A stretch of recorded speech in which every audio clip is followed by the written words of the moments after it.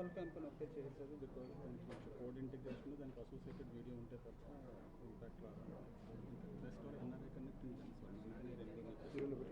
మూడోది మళ్ళీ చేస్తాం. మూడోది మనం 27 గంటలు మళ్ళీ చేస్తాం.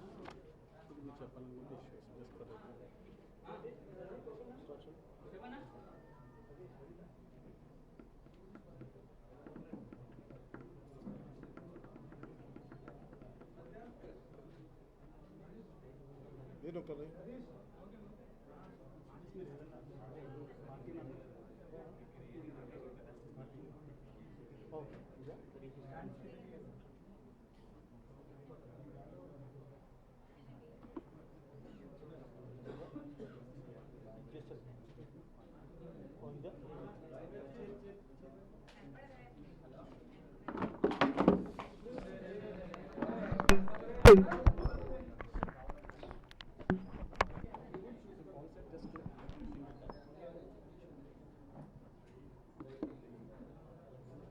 నేను కదా రెడీ.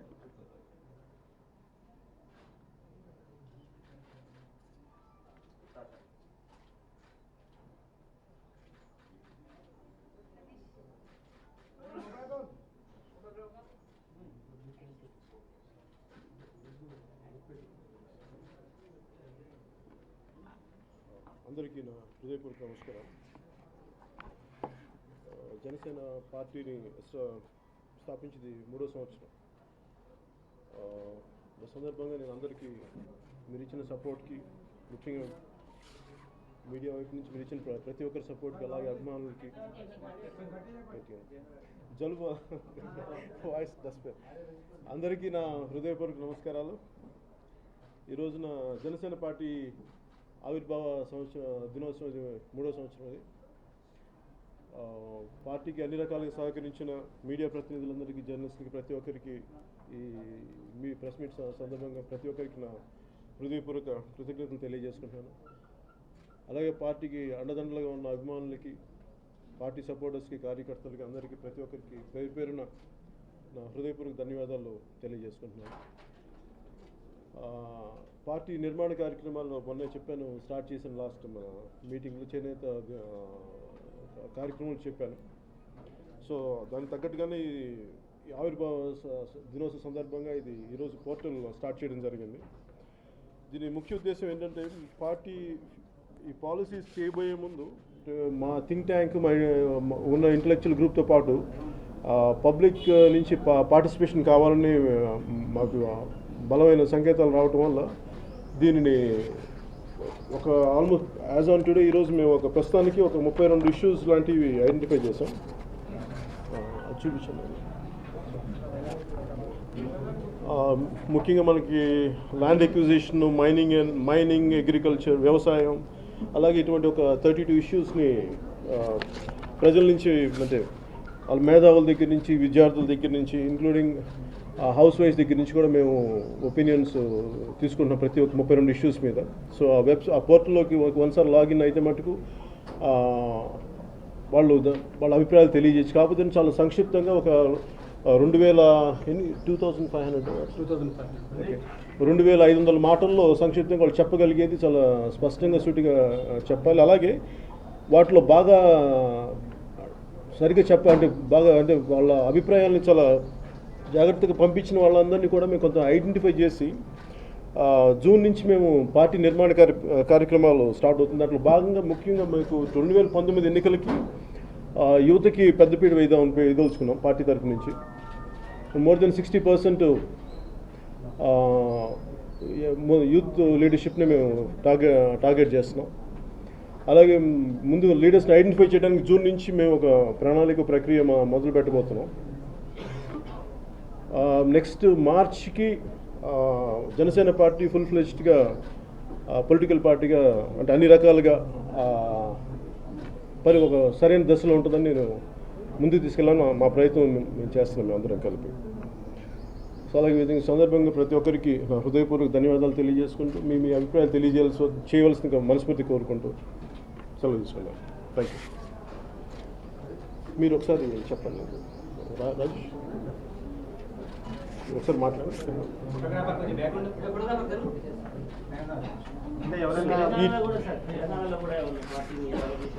ఉంది అంటే రెండు స్టేట్స్లో రిజిస్టర్ చేశాం పార్టీని. స్టేట్ ఎలక్షన్ కమిషన్ నుంచి మాకు గుర్తింపు ఉంది 2 స్టేట్స్ నుంచి. కాబట్టి దీన్ని ఎలా అంటే ముందు పార్టీ నిర్మాణ కార్యక్రమం చేయబోయే ముందు మాకేంటంటే చాలా బలమైన కార్యకర్తలు ఉన్నారు ప్రతి చోట, ఇంక్లూడింగ్ కర్ణాటక, తమిళనాడు దగ్గర బోర్డర్ ఏరియాస్లో, ఇంక్లూడింగ్ ఒడిస్సా దగ్గర. కాబట్టి మాకు సమస్యలు ఏంటంటే ప్రజలు మా మీద అంటే కార్యకర్తలు కానీ ప్రజల మీద నమ్మకాన్ని ముందుకు తీసుకెళ్ళగలిగే సరైన యువ నాయకత్వం కోసం అంటే ఎలాంటి వాళ్ళని తీసుకురావాలి, వాళ్ళు ఎలా బయటకు వస్తారనేది అందరం కూడా చాలామంది రావాలని బయటకు ఉంటుంది. కాకపోతే వాళ్ళందరూ రప్పించే విధానాలు ఏంటనే విధానాల గురించి మేము ఆలోచిస్తున్నాం. దాంట్లో ముందుగా మేము జూన్ నుంచి స్టార్ట్ చేయబోతున్నాం. అది it's too early to say నేను ఎట్లా మేము వాళ్ళని బయటకు రాదలుచుకుంటున్నాం అనేది. అలాగే తెలంగాణలో కూడా ఈక్వల్గా చేయబోతున్నాం. పూర్తి స్థాయిలో పోటీ చేస్తాం వచ్చే ఎన్నికలు 2019. ప్రస్తుతానికి అంటే నాకు పొత్తులు ఇవన్నీ నాకు తెలియదు కానీ ప్రస్తుతానికి ఖచ్చితంగా పోటీ చేస్తాం. 2 రాష్ట్రాల్లో పోటీ చేస్తాం. 2 రాష్ట్రాలు పోటీ చేస్తాం.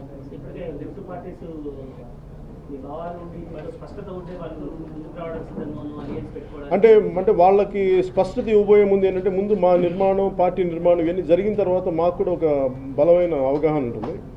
అది అయిన తర్వాతే అంటే వాళ్ళని అంటే మీ పొత్తు పెట్టుకోబోయేది కూడా అంటే మన కమ్యూనిస్ట్ పార్టీలు కానీ ఇవన్నీ ఏంటంటే చాలా వామపక్ష పార్టీలు కూడా ఉన్న ఏ పార్టీ అయినా సరే చాలా బలమైన నిర్మాణాలు కలిగి ఉన్న పార్టీలు. వాటితో మేము కలిసి పనిచేయాలన్నా కానీ ఏ విధంగా ఎలాంటి పొత్తులు కుదుర్చుకోవాలనుకున్నా కానీ మేము కూడా అలాంటి అలాంటి పార్టీ నిర్మాణం జరగకుండా చేయడం సరైనది కాదు. లాస్ట్ 2014 చేసామంటే అది ఒక ప్రత్యేక పరిస్థితుల్లో చేసాం. కానీ 2019కి అదే పరిస్థితులు లేవు. కాబట్టి మేము పార్టీ నిర్మాణం కంప్లీట్ చేసిన తర్వాతే చేయదలుచుకున్నాం. అది మా పార్టీ నిర్మాణం అయిన తర్వాతే ఎలా పొత్తులు పెట్టుకుంటాం, లేదంటే అవసరం ఉందా లేదా వీటిని ముందుగా ఆలోచిస్తాం. అట్లాగా అంటే ముందు అట్లా అనుకోలేదండి.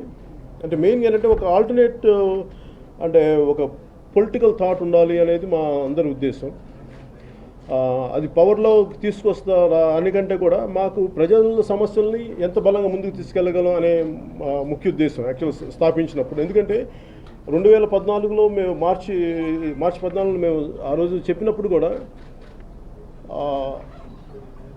రాష్ట్ర విభజనని అందరూ ఎవరెవరి పార్టీ కోణాల్లోనూ ఆలోచించారు కానీ ఒక హోలిస్టిక్ దృష్టితో ఎవరు మాట్లాడలేదు. దాన్ని మేము వచ్చింది కూడా అదే ఉద్దేశంతో మేము స్టార్ట్ చేసాం పార్టీ. ఎవరు కూడా అందరూ సామాన్య జనం బాధపడేది వాళ్ళ ఆలోచన విధానాన్ని ఎవరు ప్రతిబింబించట్లేదని చెప్పి ఆ ఉద్దేశంతో మేము దాన్ని ఎగ్జాక్ట్ మేము రిఫ్లెక్ట్ చేస్తూ మాట్లాడాం ఆ రోజు కూడా 2014 కూడా. సో ఇది మోర్ దెన్ పవర్ బేస్డ్. వీటన్నిటికంటే కూడా ముందు ప్రజల సమస్యల్ని ముందుకు ఎలా తీసుకెళ్ళాలి, ఎలా పరిష్కారం మార్గాలు వెతకాలనే ముఖ్య ఉద్దేశం. పవర్ వచ్చినా రాకపోయినా పార్టీ అనేది ప్రజల కోసం ఉంటుంది.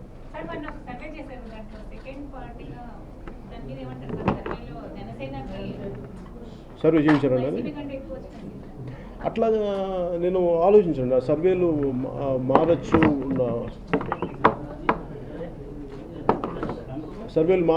ఇవన్నీ ఉండొచ్చు. కానీ నేను సర్వేల మీద ఆధారపడి కూడా అంటే ఒకరోజు పాజిటివ్గా రావచ్చు, ఇంకో రోజు నెగిటివ్గా రావచ్చు. కానీ మేము ఒక ఖచ్చితమైన ఒక ఆలోచన విధానంతో పార్టీ స్థాపించడం జరిగింది. ఇది అంటే ఒక పాజిటివ్ ఉంటే బాగానే ఉంటుంది, సంతోషమే. కానీ బట్ అదే మాకు కొలమానం కాదు. Because we are taking ideology forward.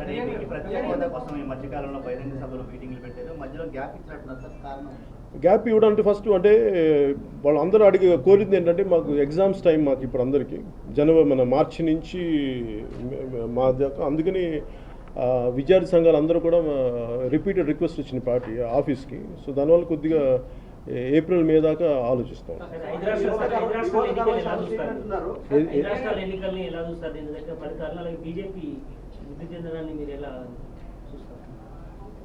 అది ఒకటి ఆ పార్టీల తాలూకు వైఫల్యం కూడా ఉంటుంది. గవర్నమెంట్ల తాలూకు అప్పుడు వాళ్ళ ప్రభుత్వాల్లో అంటే పవర్లో ఉన్న ప్రభుత్వాల తాలూకు వైఫల్యం కూడా ఉంటుంది. అలాగే మేబీ ఉత్తరప్రదేశ్ చూస్తే వాళ్ళకి వాళ్ళ కుటుంబ కలహాలు ఇవన్నీ కూడా చాలా రిపీటెడ్ ఉన్నాయని చెప్పి నాకు లాస్ట్ టైం ఆయన యుఎస్తో ఆయన స్టీవ్ జార్డన్ కూడా నాకు ఆ రోజున అఖిలేష్తో పనిచేసిన ఆయన కూడా అందుకు కూడా ఏంటంటే వాళ్ళ కుటుంబ కలహాలు కొంచెం ఇంపాక్ట్ ఉంటుంది. అది అది మరి ఎలా దాన్ని బయటకు వస్తారని చెప్పి ఆయన కూడా ఒకలాంటి డౌట్ ఎక్స్ప్రెస్ చేశారు ఆ రోజున. ఈరోజు అదే నిజమైంది. సార్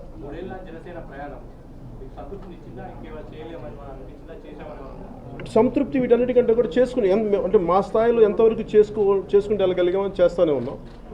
మా పరిమితులు మాకున్నాయి. 100% మేము అనుకున్నది మొత్తం చేయగలిగామంటే ఖచ్చితంగా అంత స్థాయికి రీచ్ అవ్వలేకపోయాం. కాకపోతే ఏంటంటే స్పిరిట్ ఎక్కడ చావలేదు. మేము చేయదలుచుకుని చేస్తూనే ఉన్నాం. కానీ వీ నీడ్ గ్రేటర్ నెట్వర్క్ కావాలి, లాట్ ఆఫ్ పార్టీ నిర్మాణం జరగాలి. దీనివల్ల ఏమవుతుంది, ప్రెసెన్స్ ఎక్కువ ఉంటుంది, ఎక్కువ సమస్యల మీద పోరాటం చేయడానికి శక్తి ఉంటుంది. ప్రస్తుతం శక్తిని సమకూర్చుకుంటున్నాం. అంతవరకు చెప్పగలం.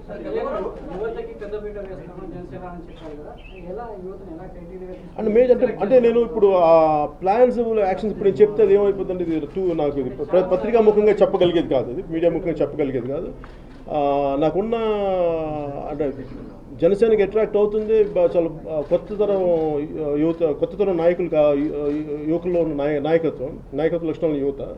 సో వాళ్ళందరినీ మాకు ఎలా బయటికి తీసుకురావాలి, వాళ్ళని ఎలా ఇంటరాక్ట్ చేయాలి, వాళ్ళని ఎలా ప్రొజెక్ట్ చేయాలి అనేది మాకు కొంతమంది లెక్చరర్స్, ప్రొఫెసర్స్ కూడా వాళ్ళ సలహాలు తీసుకోవడం జరుగుతుంది.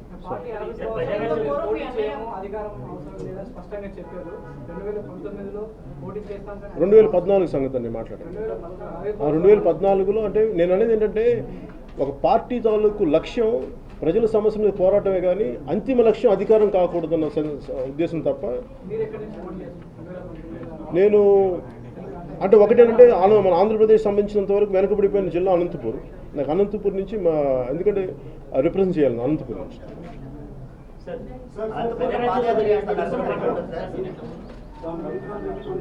Sir sir please please. With 3 years since you are formed your party, Congress is almost dead in India. So is there any possibility of your brother coming out of Congress and working with you? Is there are there any efforts from your side in that direction?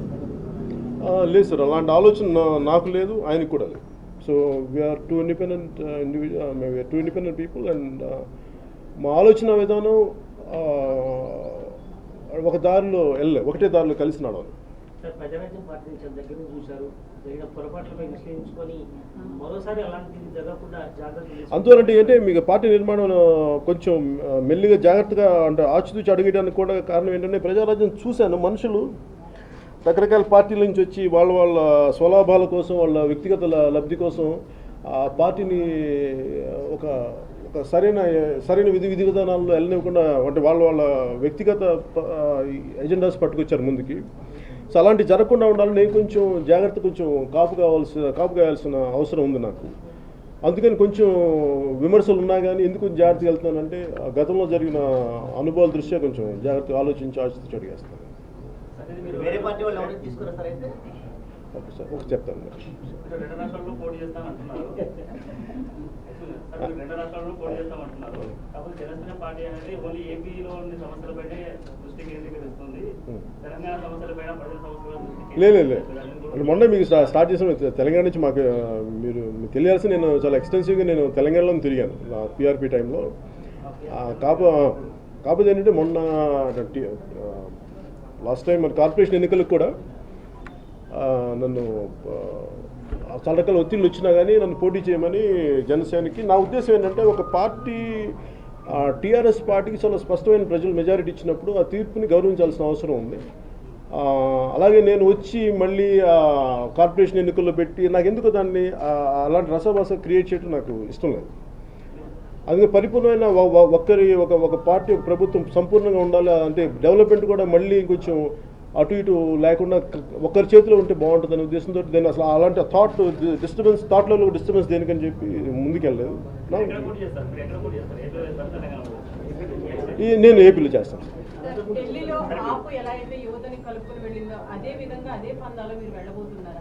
అంటే నాకు తెలియదు ఆపు ఆవిర్భావం ఎట్లా ఉంది నాకు తెలియదు, కానీ ఇది నాకు ఏంటంటే ఎక్స్ట్రీమ్లీ ఐడియలిస్టిక్గా నేను ఆలోచించాలని ఉంటుంది నాకు వ్యక్తిగతంగా. కానీ వాస్తవంగా చూస్తే మనకి సీనియర్ పొలిటికల్ లీడర్షిప్ అవసరం ఉంది. అలాగే ఓన్లీ అసలు కంప్లీట్ ఐడియలిస్టిక్ బేస్డ్కి వెళ్దామంటే చాలా కష్టం అవుతుంది. అందుకంటే ఎంతో కొంత ఒక ప్రాగ్మాటిక్ ఒక ప్రాక్టికల్ అప్రోచ్ ఎంత విధి విధానాలు ఎంత ఫ్లెక్సిబుల్గా ఉండాలి, అట్ ది సేమ్ టైం మన ఐడియాలజీ నష్టపోకుండా ఎలా ముందుకు తీసుకెళ్లాలన్నది ఆలోచన. ఇప్పుడు ఈ కాలంలో యువత అందరూ కూడా కమర్షియల్ గోల్ ఓరియంటెడ్ గా వెళ్తున్నారు. యువత ఈ రాజకీయాలు ఇవన్నీ అంటే కనుక ఇవి లాంగ్ డిస్టెన్స్ ప్రజలకు అనుకూలంగా చేయాల్సినది, ప్రాఫిట్ లేనివి. ఆ విధంగా యువత అంటే కరెక్ట్ అయిన యువత, కరెక్ట్ ఐడియాలజీ ఉన్న యువత వస్తారు. చాలా మంది ఉన్నారు. అని మనం ఇప్పుడు మీరు అంటే యూత్ని ఇప్పుడు అండర్మైన్ చేయాలి. వాళ్ళకి చాలా Sir, you consider yourself still part of NDA?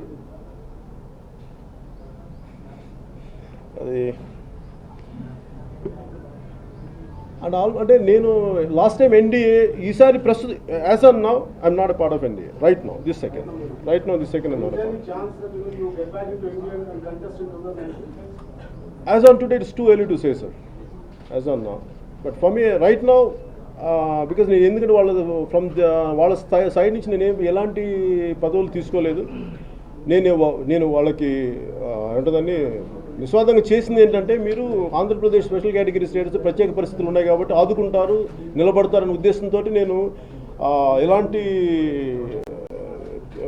ఆశించకుండా చేశాను. అవి నెరవేర్చినప్పుడు నేను వాళ్ళతో ఎన్డీఏతో ఉన్నాను అనుకోవడం అది ప్రజా వ్యతిరేకమైన ఆలోచన విధానం అవుతుంది. అందుకని నేను దానికి ఏపీలో ప్రభుత్వాన్ని ఎట్లా చూస్తారంటే, అంటే మీరు పెద్దగా రాజకీయ పార్టీగా పోతున్నారు, ఇప్పుడున్న ప్రభుత్వం పైన మీరు మీ స్టాండ్ ఎలా ఉండబోతున్నారు? వేరే ఒక పార్టీగా పోతున్నారు కదా. అవును సార్. నాకు ఎలా ఉందంటే తెలుగుదేశం పార్టీకి సంబంధించినంత వరకు మేము కలిసి పనిచేసాం. ఈ రోజుకి నేనంతా వాళ్ళ అనుభవజ్ఞులు చంద్రబాబు ముఖ్యమంత్రి గారి తాలూకు అనుభవం కావాలి అని ఉన్నాయి. కాకపోతే ఏంటంటే ఇంకా వెళ్ళాల్సినంత రీతిలో ప్రజలకి సరిగ్గా అందట్లేదు, పాలసీలు ఇంకా ముందుకు తీసుకెళ్ళచ్చు, బలంగా తీసుకెళ్ళచ్చు ఉంది. కాకపోతే ఏంటంటే నేను ఒకళ్ళ తాలూకు అనుభవాన్ని నేను అంత చాలా sudden I can't believe it. అంటే ఇప్పుడు నేను అనేది అంటే ఇంక్లూడింగ్ మనకి ఉదాహరణకి ఆ రోజున మన ప్రధానమంత్రి గారు ఎన్డీఏ మన సెంట్రల్ హాల్లో ఉన్నప్పుడు ఆయన అన్నది ఏంటంటే, అంతకుముందు వచ్చిన ప్రధానమంత్రులు కూడా చాలా బాగా చేశారు, నేను ఒక్కడే కాదు అన్నది ఆయన చెప్పారు. అంటే ఏంటంటే నేను ప్రీవియస్ తాలూకు పార్టీలు కానీ ప్రభుత్వాలను కానీ తాలూకు పనితీరుని చాలా ఈజీగా అండర్మైన్ చేయలేం, అది అవివేకం అవుతుంది.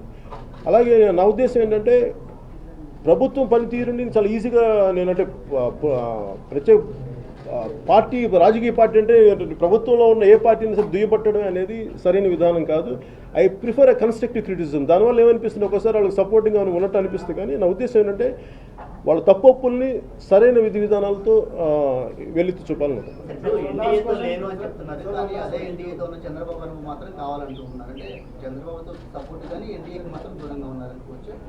నేను ఎవరికి సపోర్ట్ లేని, ఎవరికి ప్రో ఎవరికి యాంటీ కాదు sir. I'm pro people.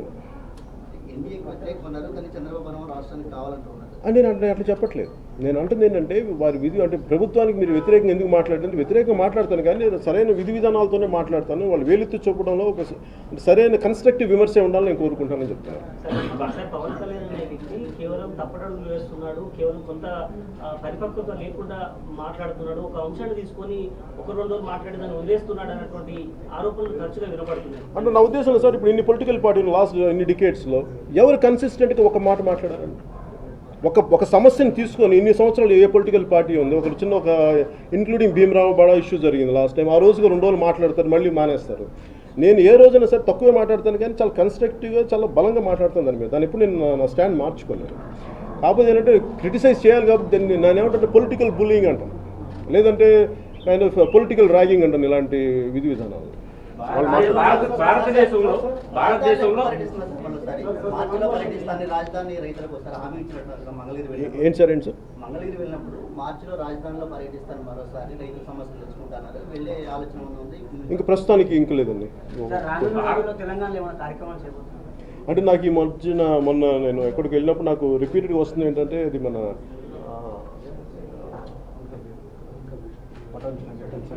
Sangareddy దగ్గర ఉండే నాకు పొల్యూషన్ ఇది మీద నాకు రమ్మని చెప్పి నాకు రిపీటెడ్ రిక్వెస్ట్ ఉన్నాయి. దాన్ని ఒకసారి అటు సైడ్ నేను వెళ్తాను, ఒకసారి వెళ్ళాల్సి వస్తుంది.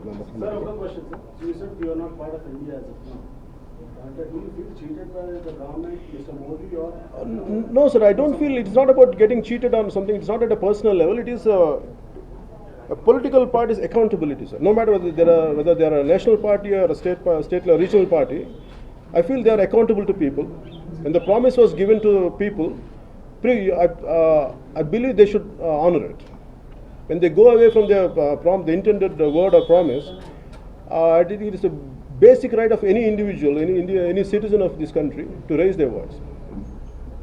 భారతదేశంలో 5 సంవత్సరాలకు ఒక్కసారి పేదరిక నిర్మూలన ఎన్నికల రూపంలో జరుగుతుందని ముఖ్యమంత్రులే చెబుతున్న ఈ తరుణంలో మీరు డబ్బు ప్రభావం లేని ఎన్నికలు చేయగలనుకుంటున్నారు? నిజం అంటే అది ఎంతవరకు సాధ్యపడుతుందంటే కూడా ప్రయత్నమే లేకుండా ఎట్లా ఉంటుంది. నేను ఏం మాట్లాడుతానంటే నేను ఒక 20 years బ్యాక్ నేను సినిమాల్లో ఇట్లా వస్తాను లేదంటే పాలిటిక్స్ ఇలా వస్తానని ఒక థాట్లో ప్రూవ్ చేయలేము. నేను నడుస్తా అంటే ఏమంటుందని we have to walk the talk. ఎంత పాసిబిలిటీ ఉంది, దాని రిజల్ట్స్ ఎలా ఉన్నాయి అంటే నేను నడవకుండా జరగదు అని నేను ఎప్పుడు అనుకోను. అసలు ముందు నడిచి చూస్తే ఏమేమి జరుగుతాయో చూద్దాం అనుకుంటాను. డబ్బు ప్రభావం లేని రాజకీయాలు చేస్తారు ఎన్నికలు, అవి నాకు ఇష్టం. డబ్బు ప్రభావం లేని రాజకీయాలు ఉండాలి మనస్ఫూర్తి కోరు. అలాగే నేను కదా ఎవరైనా కోరుకుంటారు. కాకపోతే ఏంటంటే ఎవరికైనా డబ్బు వాళ్ళ జేబులో డబ్బులు ఖర్చు పెట్టడం ఎవరికి ఇష్టం? గోవాలో మణిపూర్లో ప్రజలు ఇచ్చిన రిజల్ట్ వేరు, అయితే కొనుక్కున్నారు బీజేపీ. దీన్ని ఎలా చూస్తారు? మళ్ళీ చెప్పరా? గోవా అండ్ మణిపూర్లో ప్రజలు ఇచ్చిన రిజల్ట్ వేరు, కానీ బీజేపీ డబ్బుతో అధికారం అక్కడ చేపట్టింది. మెజార్టీ తక్కువ ఉన్నప్పటికీ అదే నాకు అర్థం అంటే అంత ప్యూరిటానికల్ పొలిటికల్ అట్మాస్ఫియర్ మన కంట్రీలో లేదు. మేబీ 70s తర్వాత అది పోయిందని ఉంది. అది రావాలని కోరుకుందాం.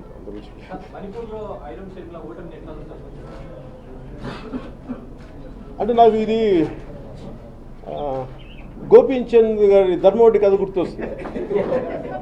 అంటే ఎవరైతే నువ్వు అంటే దూరం నుంచి చెప్తే మేము ఉంటాం కానీ నువ్వు మాకు ఓటు అంటే నువ్వు మా కోసం పోరాటం చేస్తావంటే అది పాప నిజంగా నాకు చాలా బాధ కలిగింది. అంటే కనీసం 90 ఓట్లు వచ్చినాయి అంటున్నారు. చాలా బాధ వేసింది. ఆవిడకి ఎంతో కొంత సపోర్టు ప్రజలు ఇంకా ఇచ్చి నిలబడి ఉండాల్సింది. ఎందుకంటే వాళ్ళకున్న మరి ఆ ప్రత్యేకమైన చట్టం ఏదో ఉంది, ఆర్మీ చట్టం, దాని తాలూకు కష్ట నష్టాలు ఏమైనా తెలియదు కానీ నాకు ప్రత్యేకించి నాకైతే మా వ్యక్తిగతంగా ప్రజలు ఆవిడ తరపున ఇంకొంచెం ఉంటే బాగుండేది అనిపించింది. Thank you.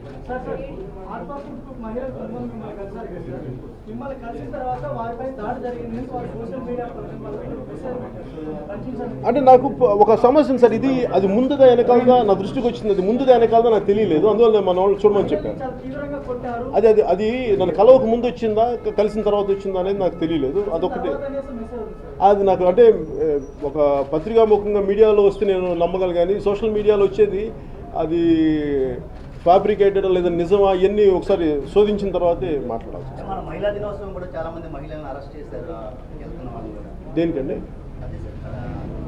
Mega aqua park వ్యతిరేకంగా అంటే ఇది ఆక్వా పార్క్ ఇవన్నీ సమస్యలు ఏంటంటే ఆ ఓనర్స్ కూడా చాలా అంటే బయటికి రావాల్సి వస్తుంది. మేము వాళ్ళు పొల్యూషన్ లేదని అంటున్నారు వాళ్ళు. మరి ఆ పొల్యూషన్ ఎందుకు రావట్లేదని వాళ్ళు ప్రూవ్ చేసుకోవాల్సిన అవసరం కూడా యాజమాన్యం మీద ఉంది. అలాగే రాష్ట్ర ప్రభుత్వం కూడా ఆ యాజమాన్యం నిజంగా వాళ్ళు అంత చిత్తశుద్ధితో ఉన్నారా, నిజంగా వాళ్ళు ఆ పొల్యూషన్ క్రియేట్ అవ్వబడతా దానివల్ల అనేది వాళ్ళు ప్రూవ్ చేయాల్సిన అవసరం ఉంది.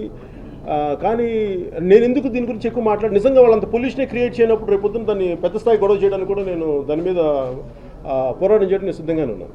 కాదు నేను ఎందుకంటే నాకు ప్రభుత్వం కానీ ఓనర్స్ కానీ వాళ్ళు ఏమన్నా పొల్యూషన్ రావద్దు, వాళ్ళకి ఇబ్బంది లేదు అంటున్నారు. కానీ నిజంగా వచ్చిన పరిస్థితులే వస్తే మటుకు దాన్ని ఎలా ముందుకు తీసుకెళ్ళాలో నాకు బాధ తెలుసు. Thank you sir.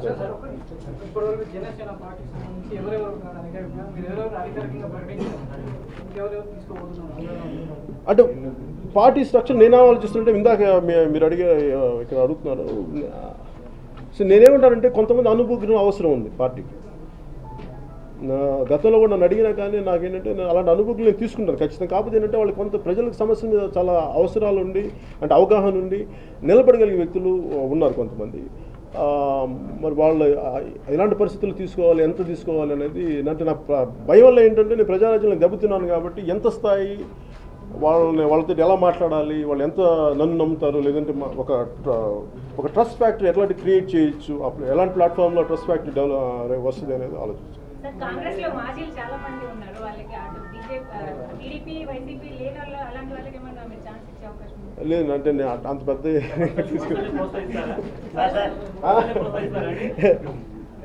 ఏదో లేదు. నా ఉద్దేశం ఏంటంటే ఒక యూత్ బేస్డ్ పొలిటికల్ పార్టీ చాలా మంది వాల్యూ బేస్డ్ ప్రయత్నం అయితే చేస్తున్నాం. చూడాలి ఎంతవరకు సహకరిస్తాం. సరే 2 years లో